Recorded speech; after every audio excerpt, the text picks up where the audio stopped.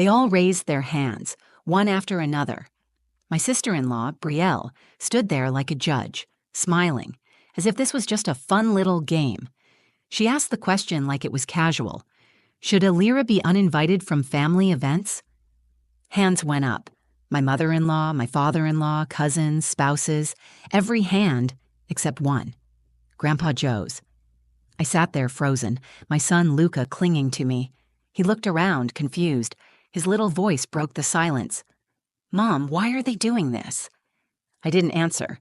I just smiled through the sting in my eyes, stood up, and said thank you for the meal. We walked out with our dignity. I didn't fight back, but the next week they each received a letter from a law firm. Inside was something that shut them up completely. Sundays used to mean something different. Before my husband Micah died, they were full of laughter and noise. Kids running barefoot through the yard, the smell of garlic bread in the oven, Grandpa Joe playing old country music on his portable speaker while Brielle tried to make him turn it down. After Micah's accident, Sundays became the loudest silence I'd ever known. At first, everyone was kind. Dinners were brought to my doorstep. Brielle came over with store-bought casseroles and hugs that smelled like her favorite lavender perfume. My in-laws, Carol and Robert, insisted I stay close to family. But as the months passed, the sympathy faded. The texts got shorter. Phone calls stopped. Invitations disappeared. I'd never argued with anyone. I never demanded anything. I didn't cause scenes. I simply stopped being useful. And that's when I realized I had been accepted not as family, but as Micah's wife. Without him, I was just a reminder of what they lost, or maybe what they didn't want to face. But Luca, he never stopped asking. He was only 7 when his dad died, and now at 10 he still carried Micah's smile, his dimples, and the same quiet way of observing people. "Mom," he asked once, "why doesn't Grandma ever call us anymore?" I told him maybe they were just busy, maybe they didn't know how to talk about Daddy. He nodded, but I could see the sadness settle into his little chest. He missed them in a way I couldn't fix. And for him, I decided to try again. So when Brielle messaged me out of the blue one Thursday, "Family dinner Sunday. Would be nice to see you and Luca," I froze. I reread the text 5 times. It felt like bait. But Luca's face lit up when I told him. And that's all it took. We arrived 10 minutes early. Their house was pristine, not a toy out of place like a magazine spread. Brielle met us at the door, all smiles and hugs. "You look great," she said, brushing her cheek against mine. She smelled like lavender and control. Luca ran inside to play. I followed slower, taking it all in. Carol barely looked at me when I walked into the kitchen. She was slicing lemons for her iced tea, pretending she hadn't just paused a conversation the second I walked in. Robert gave me a nod from his seat in the den, eyes already back on the football game. No one said they were glad to see us. I offered to help with dinner prep, was handed the salad bowl, and then quickly left out of the kitchen talk. Brielle and Carol kept laughing at things I wasn't included in. I smiled anyway. I had gotten good at that over the years, smiling in places I didn't belong. When dinner was served, I noticed Luca was already at the kids' table. Brielle served him first, then the others. When it was my turn, I had to reach around the dishes to get a plate. Small things, but they added up. Conversation buzzed around me. Work promotions, school updates, vacation plans. Not once did anyone ask how Luca was doing, or me. It was as if we were guests at a party we hadn't been officially invited to. The only warm moment came from Grandpa Joe. He moved slowly now, using a cane, but his presence was as steady as ever. He sat down beside me and passed the bread. "I'm glad you came," he said quietly. "Luca needs to know he still belongs. And you do too, even if they don't know it yet." I swallowed the lump in my throat. He always had a way of saying exactly what I needed to hear, just when I needed to hear it. I looked over at Luca. He was laughing with his cousin Levi, his plate piled with food, eyes full of hope. He didn't see what I saw. He didn't feel the way the air shifted when I walked into a room. He was still a child, believing the best in people, and I didn't want to take that from him. So I smiled. I stayed quiet, and I convinced myself I could get through just one dinner. But what happened next would tear through that silence and expose everything I had tried so hard to ignore. It happened after dessert. We were still at the long dining table, plates scattered with crumbs, glasses half full. The kids had run off to the basement, and for a moment I thought maybe I'd made it. Maybe I had survived the evening. That's when Brielle stood up. She tapped her glass with a spoon. Everyone turned to her, as if on cue. I thought she was going to make an announcement, maybe share some family news. I sat up straighter, forcing a smile. Then she said it. I think we need to talk about the tension in this family. She said it like she was doing everyone a favor. A performative sigh, a glance at her husband for support. She looked around the table with rehearsed concern. I know I'm not the only one who's felt it, this sense of awkwardness, and I think we need to be honest about where it's coming from. I didn't understand what she meant. At first, no one looked at me, but I felt it anyway. My chest tightened. I'm not trying to stir drama, she continued, but I think it's fair to say that things haven't felt the same since Alara rejoined us. That was the first time she said my name, like I was the elephant in the room, like I wasn't sitting right there. I'm not saying you haven't been through a lot, she added, turning to me. We all grieved Micah. We all loved him. But we've also had to move forward. And I think some of us feel like we're constantly walking on eggshells. Some of us. I looked around. Carol wouldn't meet my eyes. Robert leaned back in his chair, arms folded. A few cousins were fidgeting, pretending to adjust silverware. Then Brielle smiled. I'll never forget that smile. So, I thought we could just vote. No hard feelings, just a show of hands. Should Alira be uninvited from future family events, for the sake of peace? For a second, I thought I'd misheard her. I felt like I had left my body. Then it happened. One hand went up, Carol, then another, Robert, then Levi's mom, then his dad, even people I hadn't spoken to all night, even the ones who never seemed to care either way. Every hand raised, except for Grandpa Joe. I couldn't breathe. I felt the blood rush from my face. My ears were ringing. Then I felt a tug on my sleeve. Luca. He had come back up from the basement, probably to ask for a second slice of cake. Instead, he'd walked into this. He looked around, confused. Then he looked at me. Mom, he said softly, why are they doing this? That broke me. Not because I didn't have an answer, but because I did. I just couldn't say it in front of him. I forced a smile. My lips trembled. I reached out, took his hand, and stood up. Thank you for dinner, I said to the table. My voice was quiet but steady. We should be going. No one stopped me. Not one person said a word. As we walked out, Grandpa Joe rose from his seat and gently touched my shoulder. You don't deserve this, he whispered. I nodded once and kept walking. I held Luca's hand tightly the entire way to the car. He didn't ask anything else. He just rested his head on my arm as I buckled him in. I drove home in silence, the kind of silence that sits deep in your bones. That night, I sat in the dark for hours, listening to my son breathe as he slept beside me. I knew Brielle had orchestrated that moment. She'd planned it, rehearsed it, built it up over months, maybe longer. She didn't want me gone for peace. She wanted me erased. And this vote? It was her performance, her little show of power, and I let her have it. But what she didn't know, what none of them knew, was that I wasn't going to stay quiet forever. I didn't shout. I didn't beg.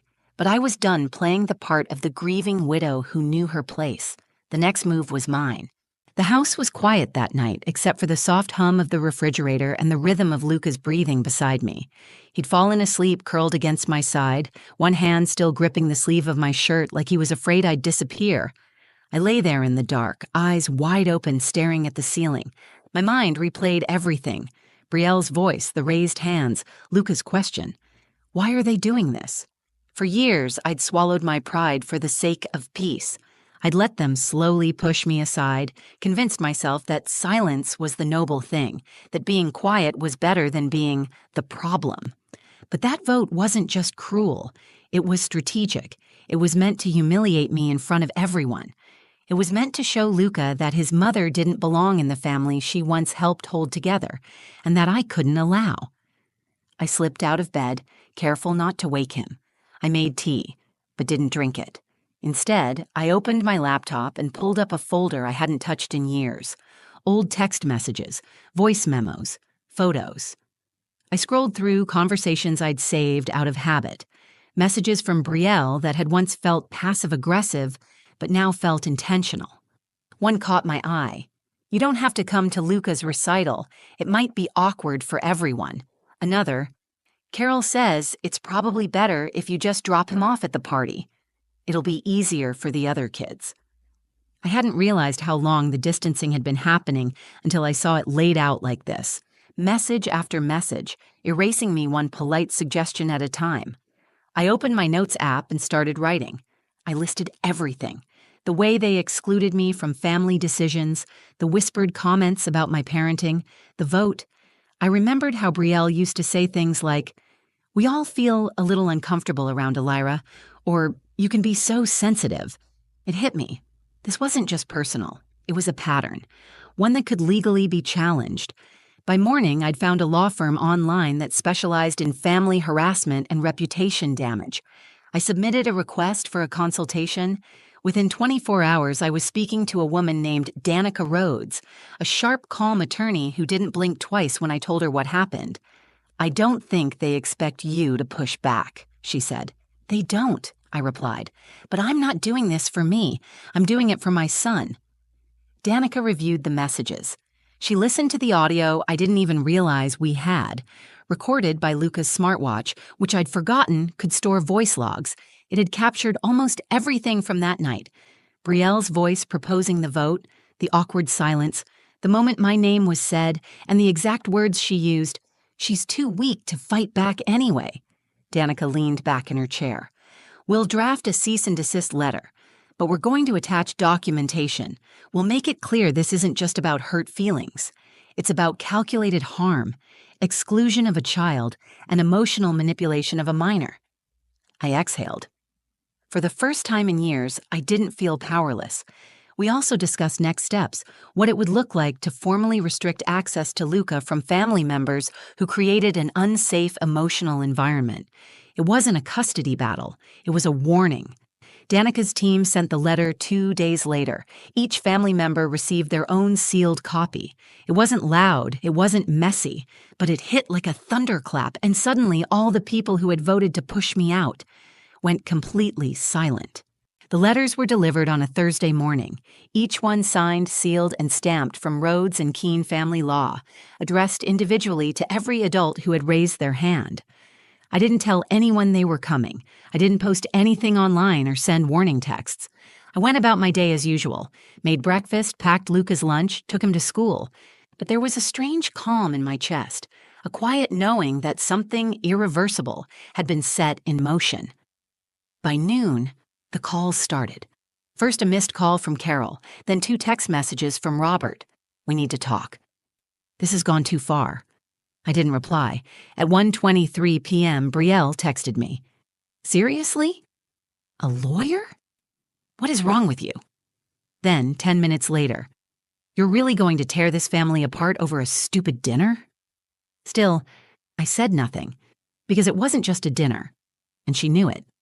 Inside the letter, Danica's language had been clear, confident, and legally sound. It outlined a pattern of targeted exclusion, emotional manipulation, and deliberate humiliation in front of a child. It referenced specific text messages, timestamps, and direct quotes from the smartwatch recording. The moment Brielle said, "She's too weak to fight back," was printed in bold. It also included a warning.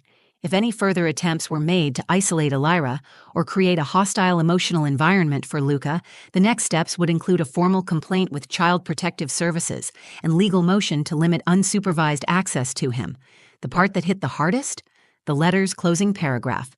"This firm represents a mother who has chosen silence in the past for the sake of family harmony. That silence is no longer a gift she's willing to give." Within 24 hours, every single person who had raised their hand had gone silent. No one tried to defend the vote. No one asked if the audio was real. They all knew what they did. On Friday, I got a handwritten letter in my mailbox. No return address, just a folded card inside. It was from Carol. "I'm sorry for what happened. We didn't think you'd take it this far. Maybe we were wrong about you." I read it once and placed it in the drawer next to my wedding ring. Not long after, Grandpa Joe called. "Your lawyer gave them all heart attacks," he said, laughing softly. Brielle's been quiet as a mouse. She deserves worse, I said. She does, he agreed, but I'm proud of you anyway. That weekend, Luca asked if we were going back to their house again.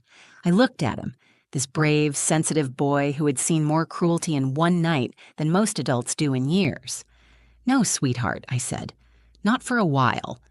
He nodded, then smiled. That's okay. Can we go to the beach instead? Yes, I said. The beach sounds perfect. It's been 3 months since the letter went out. No one's tried to organize another vote. No one's invited us back, and no one's apologized, at least not in person. The silence hasn't just continued. It's grown louder. And yet, for the first time in years, I feel free. I don't wake up dreading texts or wondering what I did wrong. I don't mentally prepare for another cold shoulder or backhanded comment disguised as just being honest. I don't have to walk into a room and shrink anymore. Most importantly, Luca is okay. Better than okay. He doesn't ask about the cousins anymore. He stopped checking the mailbox for birthday cards that never came. We've built new traditions now, ones not based on keeping peace with people who tried to erase us, but on creating joy with those who genuinely care. Every Sunday morning, we get donuts and walk the lake trail behind our apartment. Luca brings his sketchbook. I bring coffee. We sit on the bench where Micah used to take him as a toddler, and we talk about school, cartoons, space, whatever he wants. There's no tension, no pretending, just peace. I've also started going to therapy. That was new for me. I used to think therapy was for people who couldn't hold themselves together. Now I know it's for people who are holding themselves together, but don't want to bleed in silence. My therapist helped me name what happened that night. Not just exclusion, but emotional abuse, manipulation, and the kind of bullying adults disguise with smiles and dinner parties. She helped me understand that I wasn't crazy or overreacting, that the vote wasn't a sudden betrayal, it was the final act in a long pattern of disrespect. That clarity healed something I didn't even know was broken. And yet, I don't feel angry anymore. I don't wake up wishing I could make them feel what they made me feel. That's the part no one talks about, how healing makes revenge irrelevant. I didn't want to ruin their lives. I wanted my son to have a mother who could show him what strength really looks like. Strength isn't screaming at a table full of people who've already made up their minds. Strength is knowing you can leave the room and still command respect when the door shuts behind you. Some people might say I overreacted, that it was just a vote. But if you've ever sat quietly in a room full of people who pretend you don't belong, you know how loud that silence can be. I didn't take legal action to be dramatic. I did it to set a boundary that words couldn't. The truth is, I gave them years of kindness, of understanding. I gave them every opportunity to treat me like a human being, like the mother of their grandson. They responded with cruelty disguised as civility. They counted on me staying silent because they mistook silence for weakness. They were wrong. I've learned something else, too. Family isn't sacred just because it's family. Blood doesn't give anyone the right to mistreat you. Names and DNA don't excuse manipulation. And loyalty doesn't mean tolerating pain. Family is built, chosen, earned. Grandpa Joe still comes by every Saturday. He and Luca play chess badly and eat sugar cookies he brings from the corner bakery. He never talks about the others, and I never ask. Last week, Luca asked me, "Do you think they miss us?" I paused. "Maybe," I said. "But missing someone doesn't mean you treated them right." He nodded and went back to coloring. He's growing up with more wisdom than most adults I know. I used to think my story was about being shut out, but it's not. It's about walking away and realizing I didn't lose a family. I escaped one. And now we're building something better. Not louder, not bigger, but kinder, safer, and completely ours. If this story resonated with you, if you've ever been the quiet one in the room, the one underestimated, the one who chose peace over revenge, then I hope this gave you a little strength. Sometimes walking away isn't weakness. It's the loudest kind of power there is. If you connected with this journey, please like the video, share it with someone who needs to hear it, and comment below. Have you ever had to walk away from a family to protect your peace? And if you want more true stories like this, stories about strength, healing, and finding your voice, make sure to subscribe to the channel. Your support helps us keep telling stories that matter. Thank you for being here. We don't need a room full of people to belong. We just need one space where we're heard.